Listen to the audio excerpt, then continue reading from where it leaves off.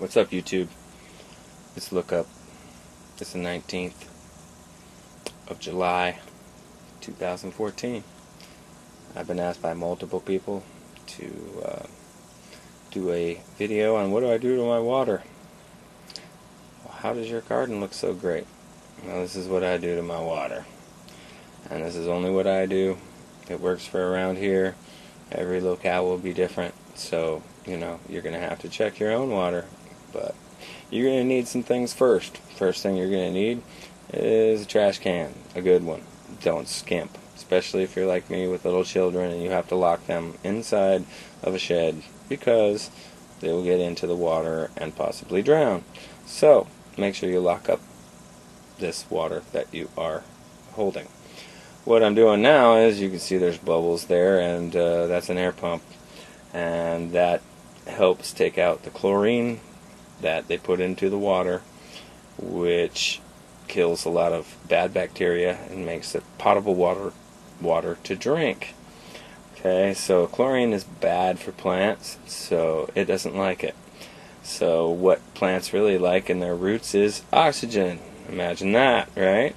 So that's what I do. I get a little fish pump and a little air stone, and let's see if we can put this right here. That's right, little active aqua air pump. Okay, and one of these little air stones right here, and then you're gonna need some of this airline tubing 1/4 inch. Okay, this whole package right here, all this stuff, that's only I think it was about 20 bucks total. Okay, so there's that. Gonna need those things. I highly recommend it.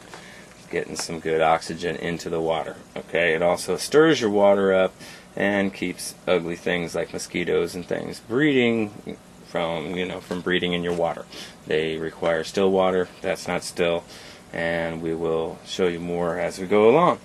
But those are the first things you're going to need. Trash can. Okay. You also see in the trash can there's a little piece of metal off to the side over here. And let's see if we can, zoom in on that lovely thing. There it is. It's ugly. It is a conduit holder. Okay, that is 3/4 inch conduit holder, and that right there I think was like $1. Okay, a little screw into the side of your trash can. That holds the hose, so when you fill your trash can from your hose, it doesn't go flying all over the dang place and you've got water everywhere. Okay, so we don't want that. Obviously, I'm inside. I need to make sure this is contained. This trash can is 3 years old. Still works really well. I think it was like 30 bucks. Okay, so now you're in about 50 bucks. Okay, but if you're a gardener like me and you really want your good, natural, organic veggies, this is what you got to do here in the Central Valley of California. You got to prepare your water before you put it on the plants. Pretty sad. Okay, so you can see that we have the water in there. That same air stone is in the bottom. I have a rock down there in the bottom of the trash can to hold it in place. You can use any inert rock you can find, gardening rock, whatever. When I was here, there was a bunch of big rocks. So we just, took one. And the sirens go off as usual here in Modesto every time I make a video. Anyway, so we have the trash can, and it takes 2 days. 2 days to get the chlorine out of the water, just like that. So I fill it up, and I have multiple trash cans. This is just one of them, the most accessible one right in the front. So it has the most light, easiest to, show you what I do here. So basically, there's your trash can of regular water. It is, has been in there for 2 days now. I need to go use it. So, I'm going to go water my plants with it. And right now it's full of oxygen instead of chlorine. And you can figure that out. Usually if you have a decent nose, you can put your face down there in the water and, close to the top of the water where the bubbles are coming up. And if you smell chlorine, it's not done yet. Okay, so that is point 1. Point 2 is, now we have this lovely thing of water. We need to stir it. And, if you want to do it in a smaller container, depending on the size of your garden, I have a lot of plants, as everyone has seen. And so I like to have a lot of water on hand. The other thing you're going to need is one of these. This camera going to pick it up. Okay, General Hydroponics pH control kit. Okay, this is all you need right here if you're just doing it small time. Once you figure out what your pH is in your area and what you're always going to be doing, then you might want to pick up something like this, a gallon, pH down. Obviously, I've told you that the pH here in the Central Valley is somewhere around 8.5. Plants do not like 8.5. They like 6. So we have a long way to go down. Okay, so I buy the gallon, makes it cheaper. The gallon's $23. This little kit right here is $12. Okay, it has the pH indicator in here. It has the little test tube you do it in. And I have some of this open already in another area, so I'm going to have to go get it. Okay, so in this lovely pH control kit, which, these things you can find at any hydroponic store. I don't grow hydroponically, as you've seen, but this is all food grade. Okay, it is phosphoric acid, as in what you drink in this little Pepsi can right here. If you can see it there, it says phosphoric acid. Okay, you can drink it. Make sure it's food grade acid or food grade base. This is what this is. Okay, so we take our lovely survival knife and open it and show you what's in the stupid package. Okay, so we have the package. I like to buy this one because it also comes with the pH up, just in case you had too much of the pH down. You still need a way to get the other direction.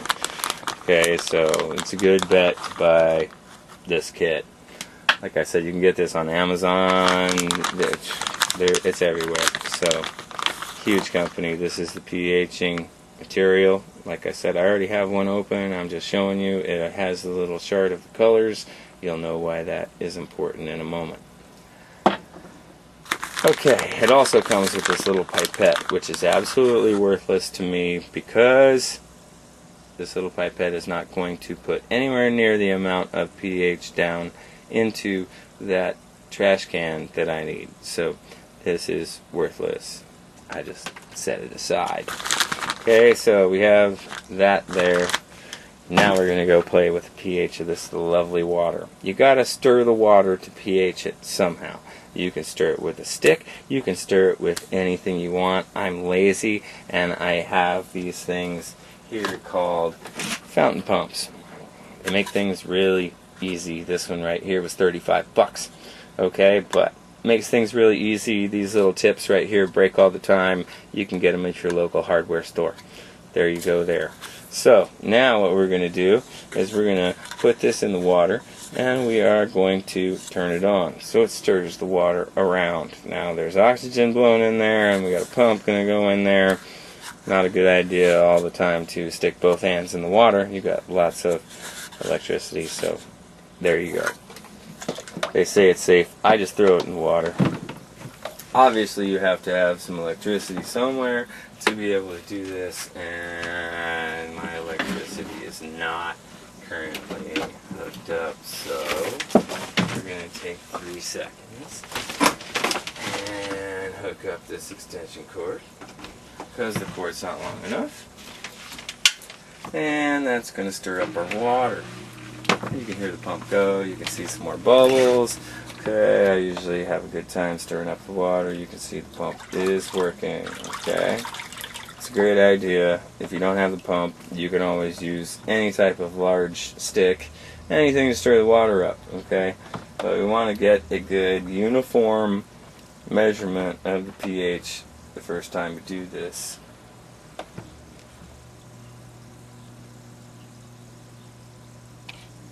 Okay, so we're stirring up the water. We're getting it all, congealed into a decent mass. There can be stuff in there, the pump has stuff on it.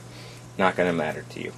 Okay, all we're trying to do is get that pH to where the nutrients that the plant needs can be uptaken by the roots. If the pH is wrong, you can have as much fertilizer in the water or in the soil as you want, and your plant cannot use it. It cannot take it up without a proper pH level. So, obviously I told you I already have one open. Here it is. We're going to go play. So what we do is we stick it in here in the water and we play for a little while. You want to make sure that this little vial is very well washed out, because you do not want to get a wrong result, because all this will be for naught. So then we have our little vial. I fill it half full, pour it out till it gets half full.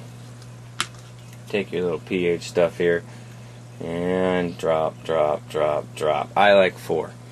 Okay, now we can see on this little pH scale right here where this is at. Where do you think this is at here? If I can get the camera to focus upon it, it would be nicer. Okay, but that is very dark green, I'll tell you that right now. This says 8.5. Camera sucks. Anyway, okay, this is not what you want to see. This means your plants can't uptake any nutrients out of this water that you're going to be putting on them. So what you want to do is we're going to have to bring this down. Okay, we got to get that pH down. So we are going to find the pH down, this lovely big gallon that I have. Okay, and I'm going to pour some in there. It's phosphoric acid.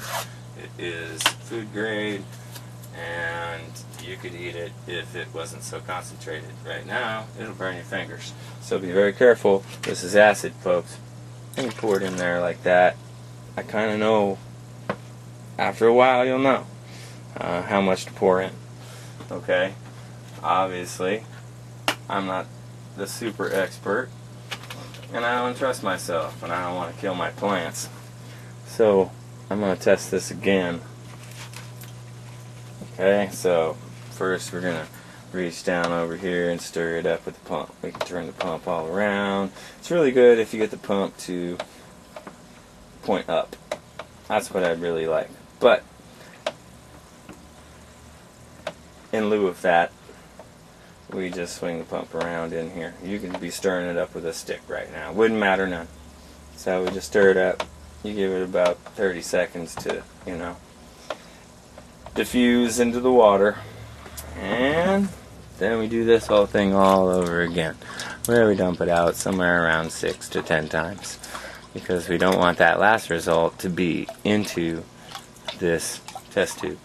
So let's sit there and do this for a minute. Okay, takes a little bit, but it's worth it if you're a gardener like me and you like to, feed your kids with wonderful fresh veggies from your garden. I have not bought any tomatoes, peppers, green beans, or any of that for at least 3 months. So all this expense really, pays off. Okay, so you can see here, we got a much better result. You can see that that is getting close. Still got a little bit of green in it. Okay, we want that to be yellow. We want it to be yellow. That is 6.0. That is when your plants will uptake the most amount of nutrients out of the soil. So we still have a little ways to go. So you bet we pour in some more of this fun stuff. And you don't want to pour too much. You just want to pour a little bit once you get close. And I might have just overdid it. And that'll make this video longer, because then I might have to put some pH down in here. But that's the way it is. And then again, I stir it up, and stir it up, and stir it up with a pump, and stir it up, and stir it up. You could use a stick, whatever. Don't matter. It's just water for your plants. It doesn't matter if it's dirty. It just matters if the pH is right. So, again, we do it again. Might be a little too soon. Sometimes I swirl the router around a little bit with the test tube, hold on to it. Okay, so we're going to try this again. Do a little beep there. See, you got about a half a vial there. Test tube, if you will. 4 drops. Gives the best color result. A beautiful yellow color. That means it's 6.0. Okay, this is the best test for water. There are other testers you can buy for a ton of money, and they don't do nearly as well, and you have to buy calibrating solution, the whole 9 yards. This is much cheaper, much easier. All you got to do is not be colorblind. Okay, so remember that. You hold it up. I usually like a nice white background. I don't have one right this second, but I can hold it outside. And that's nice and yellow. So that's 6.0. So I just got this whole trash can here full of water, and it is now ready to go on the plants. So then I will either, for the garden, I use the pump, and I have a little hose that attaches to it, and goes onto here, and goes onto a sprinkler, and then that is put onto the raised bed garden right around the corner. So that's a short run. The long run is the plants on the patio, which are all in pots, and therefore you have your friendly little bucket, and you dunk it in there and grab yourself some water. This is when I will use fertilizer. I don't like to put fertilizer in the trash can because it makes way more of the types of, scum on the side of the trash can, and that's important after you're done. Okay, because you're going to have to scrub that trash can out every time. Okay, if you don't scrub it out every time you're done using the water in it, then you're going to have problems still. Because a lot of that lime scale and everything goes to the bottom of the trash can when you're doing this. Okay, so when you're done, you get to use Mr. Scrub Brush and scrub this entire garbage can out, and then you can, fill it back up with your hose, and voila. Basically, that's how I pH the water and what I do to it, and then I just go and pour it on my plants on the soil there, and make sure they leach through real well. I do recommend the use of Perlite.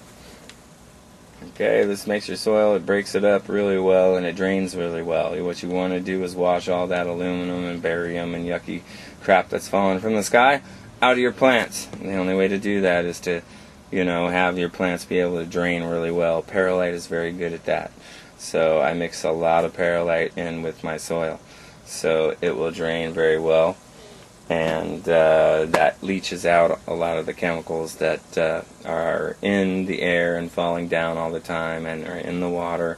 At least, it's diluted to a point that the plant can handle the aluminum and 1,000 other chemicals, I'm sure, that are in this water that, you could test for all day, but, just comes down to that. So that's my quote-unquote instructional video on pHing my water and what I do, and I'm going to go take my buckets of this, and I'll take it all out of there, and when I get to the bottom I just pour it into the bucket, and then I go wash my trash can, and then I go fill it up again and let it sit for 2 days. And then, what do you do when you're letting it sit for 2 days? Well, you use one of the other garbage cans I talked about. So that is it. I hope it helps everybody out, and this is Look Up.